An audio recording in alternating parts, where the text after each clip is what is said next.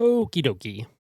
I did have like a big rant planned. I was gonna freak out. I was gonna torch the officials. I was gonna freak out about Chris Knobloch. I had a Steve Dangle esque rant ready to go.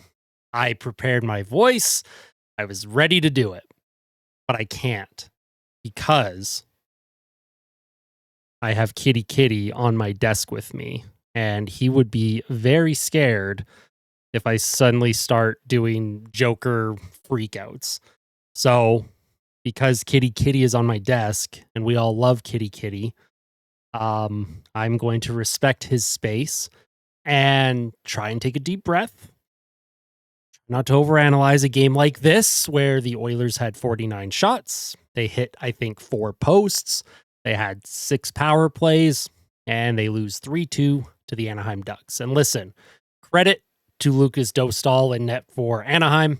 Unbelievable goaltender, made some unbelievable saves, especially in the last 5 minutes or so of that third period. It looked like the Edmonton Oilers were definitely going to tie this thing up.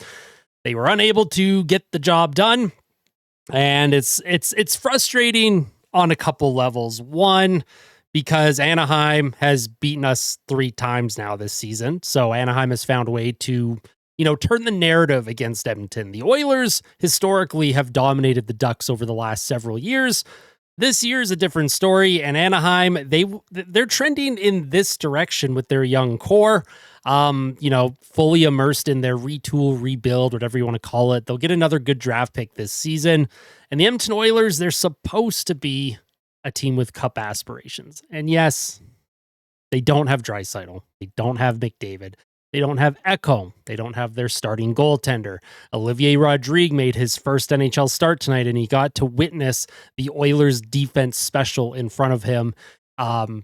Just not managing the puck, giving up odd man rushes, breakaways. And I felt for the kid tonight. I felt for Olivier Rodrigue. Would an extra save have been nice? Yes. Tough to fault your goaltender who's making his first NHL start. I thought he made some big saves late in that third period. Anaheim actually did start to press a little bit before the Oilers made it 3-2. But speaking of that 3-2 goal, this is, I think, where I'm more frustrated. And don't worry, I'll talk about Radko Gudas too. I'm frustrated at Chris Knobloch. He has Jeff Skinner out with the net pulled when it's 3-1. And Bouchard takes the shot. Jeff Skinner does a flyby in front of Dostal, gets a stick on it, makes it 3-2 for Edmonton. And then Jeff Skinner doesn't see the ice the rest of the game. Jeff Skinner, the only guy that is producing consistently right now for Edmonton. He has 5 goals in his last 9 games. He's the only one other than, I guess, Arvidsson, who had been producing pretty well recently too. And Jeff Skinner, a pure goal scorer his entire career. And that's who Chris Knobloch decides to keep on the bench with the net pulled. He has 2 defensemen out there. You only need one.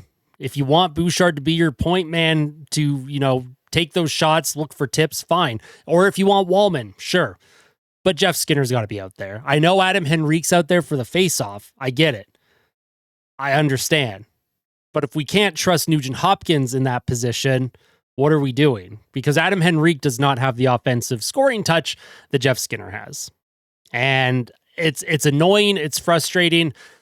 Chris Knobloch has been doing this stuff all year, and I've had it up to here with Chris Knobloch sometimes. And of course, Radko Gudas, I really hope he gets suspended. He likely won't. I think George Peros, his old buddy, is going to call him and probably have a good chuckle. And Radko Gudas, of course, wanted nothing to do with Darnell Nurse when Darnell Nurse challenged him, because Darnell Nurse has beaten the crap out of Radko Gudas in the past when Gudas was on the Sharks. So, yeah, I can see why Gudas decided, you know what, I'm not fighting, even though he should have answered the bell.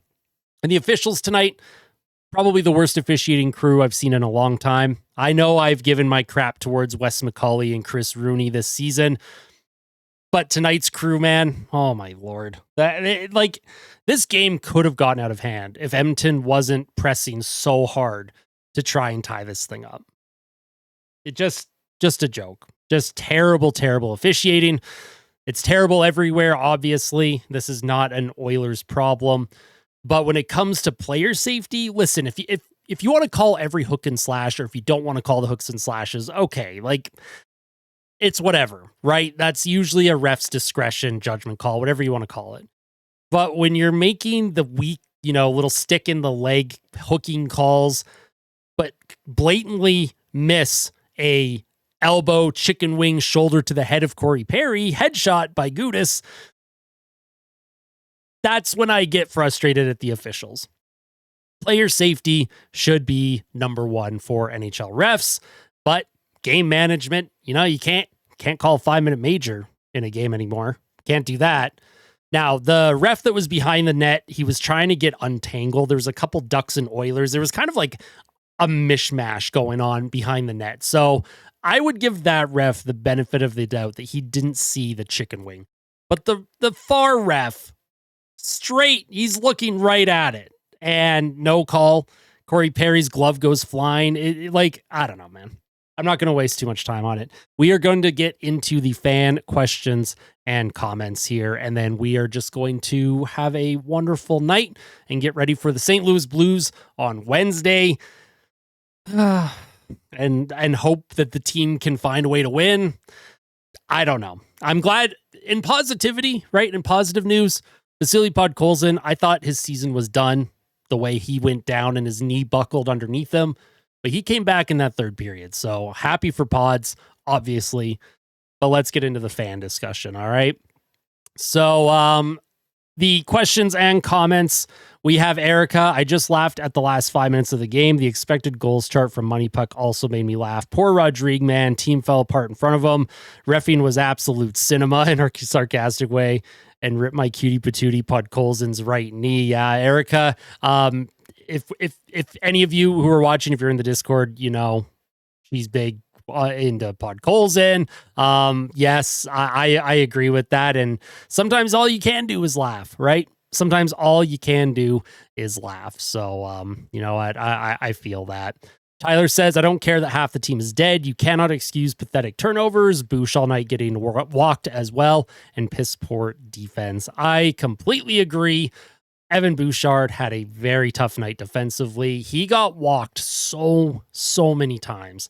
And on the first goal for Anaheim, the puck, it was a rebound by Rodrigue, probably a rebound that you want your goalie to control. And Evan Bouchard rushed the puck up the middle of the ice. He should have just tried to slap it into the corner or something. There was pressure coming towards him, but a little weak backhand. He rushed it up the middle of the ice. Like you learn when you're 6 years old not to just put the puck in the middle of the ice, especially when you're not even looking where you're putting that puck. I don't know.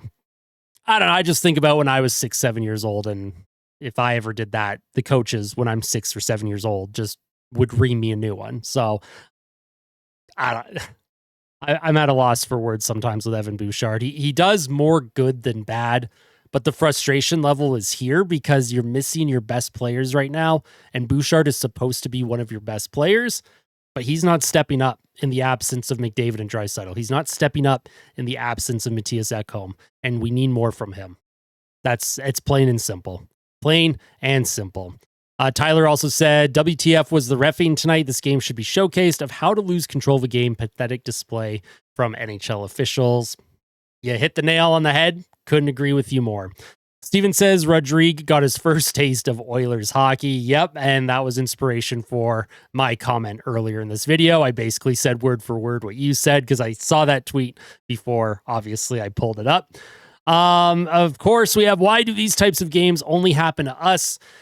These types of games happen to other teams quite frequently, actually, but it seems like it happens to Edmonton a lot because they're one of the best puck possession teams in the league. They're one of the best teams at generating expected goals.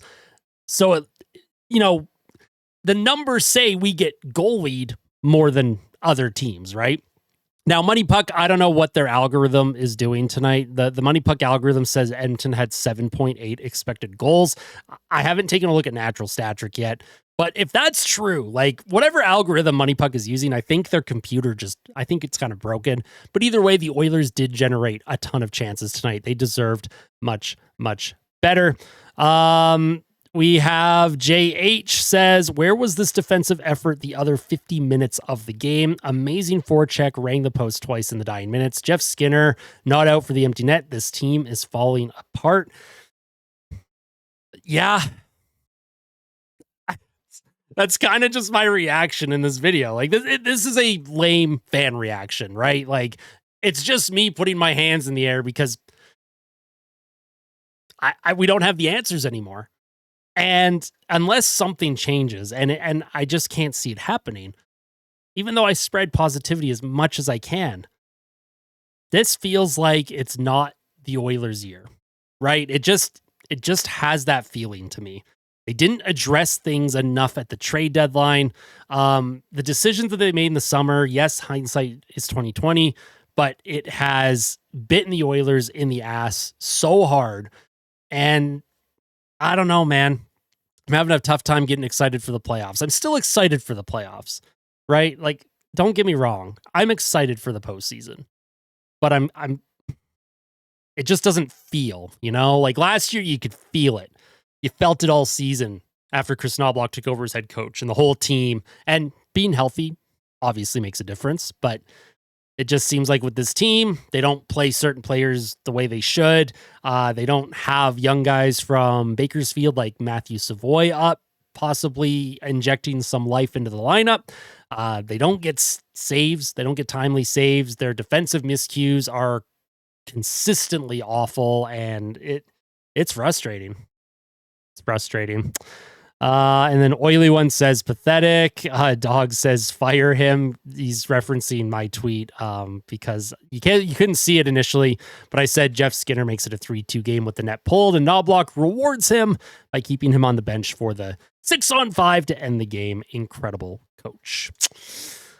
Let me know your thoughts on Chris Knobloch. Let me know your thoughts on the game. Express yourselves in the comments section. Of course, be respectful to everyone. You are definitely allowed to be negative and freak out, and you can yell about players and coaches and refs and Gudis and all that stuff, but please just be respectful to each other. That's a big thing for me, all right? Tell someone that you love them. And as always, fight like a kid. Fight like Ben. We'll see you soon.